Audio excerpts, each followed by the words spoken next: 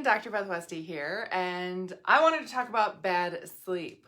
Why you're having such an issue sleeping. Sleep is really important for rest, repair, recovery, really important for metabolism. I can't tell you how many women I chat with that are like, yeah, I started getting better sleep and I started losing more weight. And I'm like, I know. It's incredible. It's incredible. So bad sleep here. When we talk about getting bad sleep, there's a couple of different categories for this. One is you have trouble falling asleep and you have trouble staying asleep, or both, right? You can have both. That sounds terrible. I know. Now, if you are having issues sleeping, just know that these are things that we work on in the 12-week challenge. So if you are not on the wait list, I'm going to put that there in the comments. Make sure you're getting on the wait list for the next 12-week challenge. Registration opens in a couple of weeks. And the only way you're going to get the link for registration is if you are on the wait list. So, bad sleep. Here we go. Bad sleep. There's more reasons than this than I just listed, so just be aware of that. But these are some of the main ones that women really struggle with, that women really have a hard time with. So, falling asleep. I have a hard time falling asleep.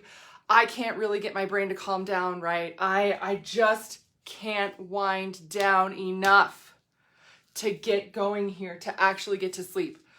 I don't know what's wrong with me, right? Yeah. You could be not eating enough. You could be not eating enough throughout the day. You could be not eating enough before bed, like in the evening, for your system. Now, a lot of things when we talk about blood sugar, and I'll mention blood sugar over here as well, you have to set yourself up for success starting from the beginning of the day. Otherwise, you can't catch up right before you're trying to go to bed. It just doesn't work. It just doesn't work. So not eating enough can be a reason that your body isn't falling asleep. Eating too much or eating too much sugar before bed. I mean, it sounds like, well, yeah, duh, that makes sense, right? Well, yeah. When we talk about sleep stuff, what adults need is really very similar to what kids need. So I have kids. I have 3 kids. Having a regular sleep routine is essential for sanity for mamas, right? Yes, sanity for mamas. But it's so easy to do it for somebody else, but it's hard to do it for ourselves. So I totally get that. But making sure that you're not getting too much sugar, that you're not getting too much volume in your gut, because your gut takes a lot of energy. When you have to digest a lot of stuff, so much energy goes to your digestive system. That's really active. As your system's supposed to be winding down, all of a sudden you activated a ton. Not a good idea. Of course, you're going to have trouble falling asleep. There's a little glare on this right now. I'm trying to tip it for you. That's why you're going to have trouble falling asleep. Yes. Your brain won't calm down, right? All of a sudden, your system is just like, it just goes. And you're like, I don't want to keep thinking of things, but I lay there and I'm wide awake. I can't get it to calm down. What the heck is wrong with me? Nothing, right? You have to train your brain to calm down. Now, I put cortisol up here because cortisol is a huge factor. Your cortisol patterns throughout the day severely impact your circadian rhythms and your brain's ability to wind down at the end of the day. That doesn't sound like fun. I know it doesn't, but it's true. Yes. Or not having any movement. If you have not physically moved your body, I don't care if you didn't do the best workout ever, right? If you have not physically moved your body, gone for a walk, got your blood pumping, got your lymph draining, it's going to be really hard for your body to wind down properly at night. Yeah. Now, staying asleep. If you have trouble staying asleep, now again, staying asleep is very closely related to circadian rhythms and your cortisol. I love that cortisol. Don't we love that cortisol? Oh my God, it pops up everywhere. I know. But staying asleep. If your brain just activates in the middle of the night, you wake up to go to the bathroom and then you're like, oh crap, I can't get it to go back to sleep. It just bing, there it goes. It's in this high alert mode. It goes into this fight or flight mode and it's like, what's happening? I need to protect myself from a bear. And you can't shut it down. Yeah. You have to train your brain to shift out of that mode. Now, sometimes there's supplements and things that we'll recommend. Again, if you're, interested in the 12-week challenge, get in the comments right there. Go get on that wait list because it depends on your health history and what you have going on to what supplements are actually going to work for you. Oftentimes with sleep issues, one of the most frustrating things is people are like, oh my God, just take melatonin. I love it. It's so great. It makes me sleep like a baby all night, every night. And you're like, yeah, I've done it and it doesn't do anything for me. What the heck? This is why we do Dutch tests. This is why we test your hormones. We test your cortisol levels. So we target the right thing for you, not just throwing out random crap that we hope works. We want to make sure that we're doing the right thing for your system. Yeah. But for things like that, we have to train your brain to calm down and to not activate so much in the middle of the night, no matter what time it is that you wake up. 1 a.m. to 3 a.m.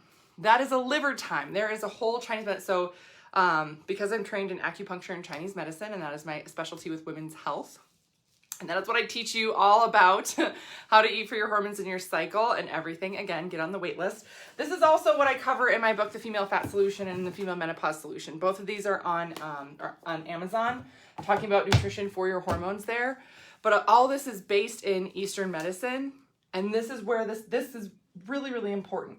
If you are waking between the hours of 1 a.m. to 3 a.m. consistently, you're like, yeah, I wake up at 2 o'clock or I wake up at 3 o'clock all the time. So that's weird, right? No, it's not weird because that's your liver. That's connected to your liver having a hard time processing hormones. It also can be connected to anger. But that's a whole nother video. Yes. So that's important. It lets you know, oh yeah, my hormones are having a hard time detoxing. Yeah, they are.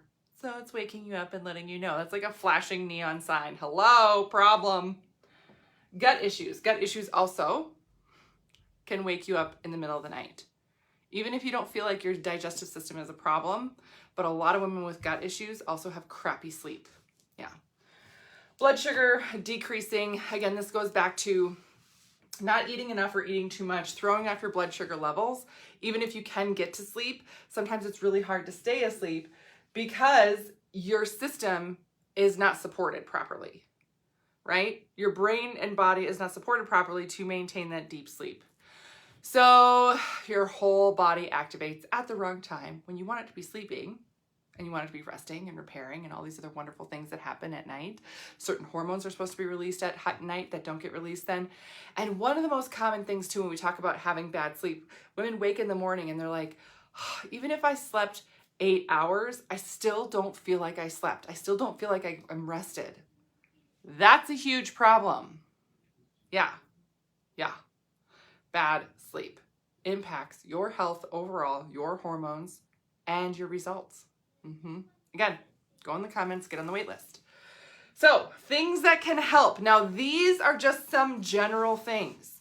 The tough thing about this is that this is just a start, right? There's a list of like 20 things that we talk about doing in the 12-week challenge. And some of the things actually that I recommend are very specific to each person. Because what works for you is not going to work for somebody else. What works for somebody else is not going to work for you. Oh, why is it so confusing and complicated? Because it is. We're just very unique beings, you know.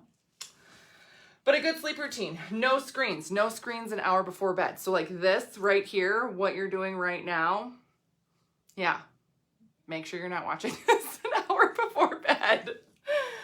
A red light at night. That sounds scandalous. I know. It's not scandalous, I promise. It actually helps to calm the midbrain, and help your whole system wind down. Yes. Playing calm music. One of my favorite things too, and this is like such an easy tip, right? Go on YouTube and put in the search bar there, like 528 HZ hertz. I'm gonna write this down right here. So easy. 528 HZ, or you can do like 432 or other things like that. The music will pop up, like sleep music, calming music, all this sound vibration to help your brain wind down. Again, you have to retrain your brain. It's not that you don't want to go to sleep, but you have to get it on a schedule. You have to get it on a timeline, and you have to train your brain to do different things and to help your body wind down. So that's why no screens, a red light, calming, very soothing for the brain, for the body, all those things. And then getting that sound in also triggers, helps your brain calm down, and it also preps your body. Once you start going through this routine and you get a good routine down, your system knows what's coming. Your system gets used to it and it can calm down then more routinely, and it gets easier and easier and better as your sleep gets better and better. So there's that. Lavender essential oils. I mean, I'm not an oils expert by any means, but lavender has been known for thousands of years to be very calming and soothing and all these things. You can put it with coconut oil or something and rub it on your body. You can diffuse it. You can put a little dab on your pillowcase, whatever it is. It's very relaxing. I mean, I remember when I was in labor with somebody, one of them, and they even give you, it was like a little cup with a cotton ball with lavender to smell because it's calming for the body. There's so much good research on this. So yeah, use this to your advantage. It's a little thing that makes a big difference. You need all the tools that you can get. These are not like floofy things. Give yourself a routine to go through, because sometimes, especially when you're having trouble falling asleep or staying asleep, you're like, I can't do anything. I can't be too active. You don't want to give yourself something to do because then you think you're going to activate and not go to sleep. Go through your routine. This is going to train your system that it needs to wind back down and go to sleep again. So things like this can help trigger the brain. Oh yeah, we're supposed to be sleeping now. Yeah. So give yourself something to do productive. Get the essential oils, go through a routine with it, all that stuff. CBD is also very helpful for calming and relaxation. And then things like Epsom salt baths. We could talk about dry brushing. We could talk about stretching or the yoga things, right? The list can go on and on and on.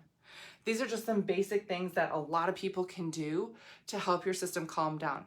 Now, again, you'll notice besides the CBD, I'm not talking about melatonin or a supplement. Sometimes that is really helpful and appropriate, and sometimes it is not. More often than not, though, women are using it, taking too much, and it not having the right effect. Like you get crazy weird dreams, and then you feel really groggy in the morning. That's too much. You're taking too much. Or you're not taking the right thing. It's not melatonin you need. It's actually valerian or L-theanine or something else. There's a lot of other options, but we want to make sure that you are getting the right thing for you. So getting help with your sleep changes everything. And again, sleep is very related to your cortisol levels. This is really, really important to get down. And once you get a good sleep routine, it changes everything for you. It changes so much. So that's what I got for you guys tonight. Please let me know if you have any questions. You can always put them in the comments below. If you're not comfortable commenting, feel free to message me privately. I hear from women all over the world every single day about issues with their health, with their hormones, and sometimes they're like, I don't really want other people to know that this is an issue for me. That's totally fine. So, other resources I have for you are my YouTube channel, which is called Dr. Beth Westy. You can subscribe to that to stay updated on all the videos I have coming out. And my podcast is called The Female Health Solution. And if you guys have questions on that or would like me to do a podcast on something specific, always let me know as well. If you're like, yeah, do a podcast on anger and liver and sleep and all the things, I'm more than happy to. Just let me know. A lot of the videos and the content that I give out is actually questions that you have. So the more questions you send me, the more videos and podcasts and content that I make that is geared towards exactly what you need. So that's what I got for you tonight. Let me know if you need anything else. Otherwise, I will see you later. Bye.